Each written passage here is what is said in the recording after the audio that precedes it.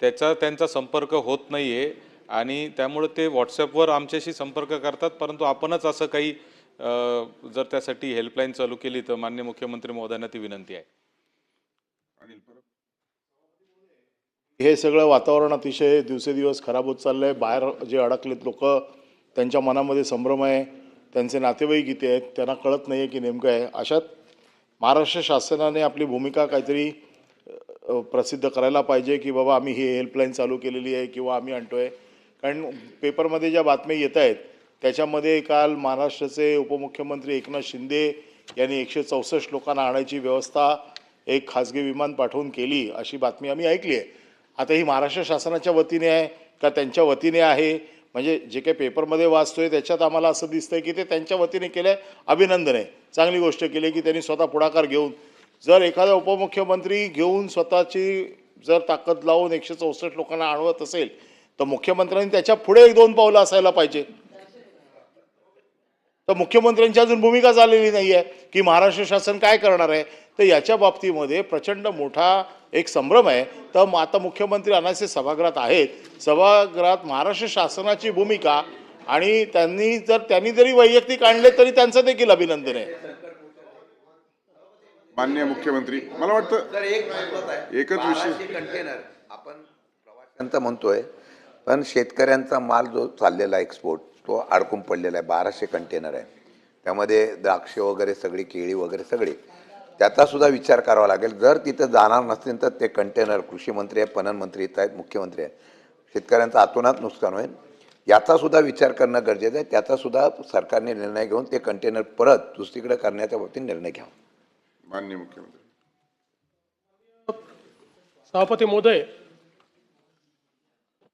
हा जो काही हे युद्ध सुरू झालं, ते युद्ध सुरू झाल्यानंतर एअर स्पेस बंद झाल्याबरोबर विशेषतः जे भारतीय पर्यटक किंवा वेगवेगळ्या व्यवसाय करता तिकडे गेलेले लोक आहेत, जे तिथले रेसिडेंट नाही आहेत, जे भारतात परत यायचं आहे, त्या लोकांचं मेसेजेस आपल्याला यायला लागले. आपण तात्काळ केंद्र सरकारच्या जी परराष्ट्र मंत्रालय आहे त्याच्याशी संपर्क केला. त्यांनी एम्बसीला सगळीकडे ॲक्टिवेट केलं, सगळ्यांना एम्बसीशी संपर्क साधायला सांगितला. पण आपल्याला याची कल्पना होती की नुसतं एम्बसीला संपर्क साधून हे होणार नाही, म्हणून आपल्या राज्याचे जे मदत व पुनर्वसन आपत्ती व्यवस्थापन मंत्री आहेत श्री गिरीश महाजन यांना आपण ती जबाबदारी दिली. आपण एक व्हॉट्सॲपचा नंबर सगळ्यांना दिलेला आहे, त्या व्हॉट्सॲपच्या नंबरवर लोक संपर्क करत आहेत. त्यांच्या ज्या तिथल्या अडचणी आहेत त्या आपण दूर करण्याचा प्रयत्न करतो आणि त्यांना परत आणण्याच्या दृष्टीने देखील सगळे प्रयत्न आपण हे सुरू केलेले आहेत. मुळामध्ये आपल्याला माहिती आहे की एअर इंडियाची विमानं आता हळूहळू त्या ठिकाणी जात आहेत आणि लोकांना परत आणत आहेत. काही एअर स्पेसेस बंद आहेत, काही सुरू आहेत, तर जिथनं आणता येतं आहे तिथनं आणण्याचा सगळा प्रयत्न चाललेला आहे. विशेषतः कुवेतमध्ये हा प्रश्न निर्माण झाला होता की आपले जे ट्रान्झिटचे पॅसेंजर्स आहेत कुवेतमध्ये, त्यांच्याजवळ विजा नसल्यामुळे त्यांना अडचणी होत्या. पण तिथेही आपल्या एम्बसीनी प्रयत्न करून त्यांना आता एका ठिकाणी थांबवलेलं आहे किंवा एअरलाईननीच थांबवलं होतं, पण त्यांना अडचण येणार नाही अशा पद्धतीनं तो प्रयत्न देखील आपल्या वतीनं करण्यात आलेला आहे. विशेषतः जे काही वेगवेगळे आपले त्या ठिकाणचे मंडळ आहेत, मराठी मंडळं वगैरे, यांना देखील आपण ॲक्टिवेट केलेलं आहे. त्यांच्याही माध्यमातनं जे काही आपले तिथले लोक आहेत त्यांना आपण मदत करतो आहे, त्यांच्याशी संपर्कात आहोत. व्हिडिओच्या कॉलच्या माध्यमातनं स्वतः गिरीश महाजन त्यातल्या अनेक लोकांशी बोललेले आहेत आणि त्यांच्याशी चर्चा देखील केलेली आहे. आपल्या इथे आपले जे चीफ ऑफ प्रोटोकॉल आहेत श्री गावंडे, त्यांना देखील आपण ही जबाबदारी दिली होती, कारण ते फॉरेन सर्व्हिसचे ऑफिसर आहेत. त्यांनी त्या ठिकाणी विशेषतः आपल्या एम्बसीची बैठक घेऊन आणि ज्या काही SOPs आहेत त्या SOPs तिथले जे आपले नागरिक आहेत त्यांना त्या दिलेल्या आहेत. त्या आपल्या माझ्या ट्विटरवरनं माझ्या Xवरनं मी त्या पोस्ट केलेल्या आहेत, त्या आपण पाहू शकता.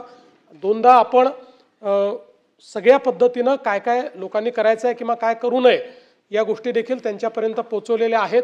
आणि आपण जे सांगितलं ते देखील सत्य आहे की आमचे उपमुख्यमंत्री यांनी या ठिकाणी स्वतः त्यांच्या पक्षाच्या वतीनं ती व्यवस्था केली होती आणि लोकांना त्यांनी त्या ठिकाणून परत आणणं ही अतिशय स्तुत्य अशा प्रकारचं हा उपक्रम आहे.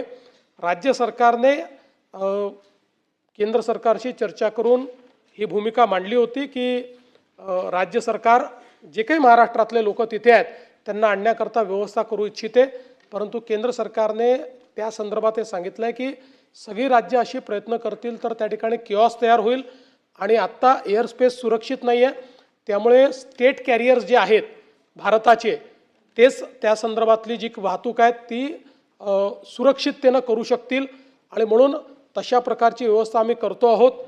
त्यांनी हे देखील सांगितलं की काही ज्या एअरलाईन्स आहेत त्या एअरलाईन्सची आता काही विमानं उपलब्ध होत आहेत, काही विमानं आपले एअर इंडियाची त्या ठिकाणी जात आहेत, त्यामुळे ती जी काही इव्हॅक्युएशनची प्रोसेस आहे ती केंद्र सरकारच्या अखत्यारीतच त्या ठिकाणी झाली पाहिजे. अन्यथा म्हणजे समजा असुरक्षित एअरस्पेसमध्ये एखादं विमान गेलं तर आपल्याला समजू शकतो आपण की त्या ठिकाणी काय होऊ शकतं आणि म्हणून त्यांनी राज्य सरकारला हे ॲडवाईस केलं आहे की तुम्ही जे काय आहे ते हे केंद्र सरकारला करू द्या, हे राज्य सरकारने करू नये, म्हणून आपण त्याच्यामध्ये पुढे जात नाही. तर राज्य सरकारची त्या संदर्भातली सगळी तयारी आहे, पण केंद्र सरकारने आता त्याची सुरुवात केलेली आहे आणि मला अपेक्षा आहे की पुढच्या 2-3 दिवसामध्ये हे सगळं इज आउट होईल आणि जी काही आपली मंडळी आहेत ती येऊ शकतील. तोपर्यंत त्यांच्या ज्या काही व्यवस्था लागतील आपल्याला, म्हणजे जसं मगाशी तांबेसाहेब म्हणाले तसं आम्हालाही लोकांचे मेसेजेस येतात, मंत्र्यांनाही येतात, आमदारांना येतात, ते माझ्याकडे फॉरवर्ड करतात, लगेच आपण MEAलाही कळवतो आणि आपल्या हेल्पलाईनच्या माध्यमातूनही त्यांना जी मदत पाहिजे ती मदत करण्याचा प्रयत्न करतो. आपले आमदार मिहीर कोटेचा जे आहेत त्यांनी देखील दुबईमध्ये त्यांच्या ओळखीतले लोकांच्या माध्यमातून त्या ठिकाणी एक सगळ्यांकरता जेवणाची व्यवस्था 2 वेळची ही त्यांनी सुरू केलेली आहे. म्हणजे ज्यांचे, कारण काही लोक असेही असतील की पैसे कमी आहेत किंवा कमी पैसे घेऊन गेले होते तर त्यांच्याकरता ती व्यवस्था देखील त्यांनी केली आहे. तिथे ती पब्लिसाईज केली आहे, तिथे लोक जाऊन जेवण देखील करतायत. त्यामुळे वेगवेगळ्या पद्धतीनं ही मदत करण्याचा आपला प्रयत्न आहे. मी एवढंच सांगतो की गेल्या जर आपण 5-10 वर्षातला अनुभव बघितला असेल तर परदेशातले भारतीय जे आहेत, स्टुडंट्स आहेत, पर्यटक आहेत, यांच्याबद्दल माननीय प्रधानमंत्री मोदीजींचं सरकार अत्यंत सेन्सिटिव्ह आहे आणि अतिशय विपरीत परिस्थितीतनं देखील लोकांना परत आणण्याचं काम त्यांनी केलं आहे. त्यामुळे केंद्र सरकार पूर्णपणे या बाबीवर लक्ष ठेवून आहे आणि लोकांची सुरक्षितता आणि युद्धाची परिस्थिती यातनं लोकांना परत आणण्याकरता सगळ्या उपाययोजना केल्या जात आहेत. सगळ्या लोकांना या ठिकाणी सुरक्षित परत आणण्याचं काम हे केंद्र सरकार करेल आणि राज्य सरकार सातत्याने त्याचा पाठपुरावा करत राहील. आपल्यापैकी कोणाकडे जर असे मेसेजेस आले तर ते आम्हाला फॉरवर्ड करा, आम्ही ते MEAला देतो आणि MEAकडनं डायरेक्ट त्यांच्याशी संपर्क साधला जातो आणि त्यांना आश्वस्त केलं जातं की बाबा त्यांच्या अडचणी असतील तर त्या अडचणी सोडवल्या जातात आणि त्यांना आश्वस्तही केलं जातं की कधी त्यांची इव्हॅक्युएशनची व्यवस्था होऊ शकते हे टेंटेटिव्हली त्यांना त्या ठिकाणी सांगितलं जातं. त्यामुळे या सगळ्या परिस्थितीमध्ये या सभागृहाच्या माध्यमातूनही परदेशात अडकलेले जे काही आपले लोक आहेत त्या सगळ्यांना पूर्ण सुरक्षिततेतून आपण परत आणू हा विश्वास मी देऊ इच्छितो.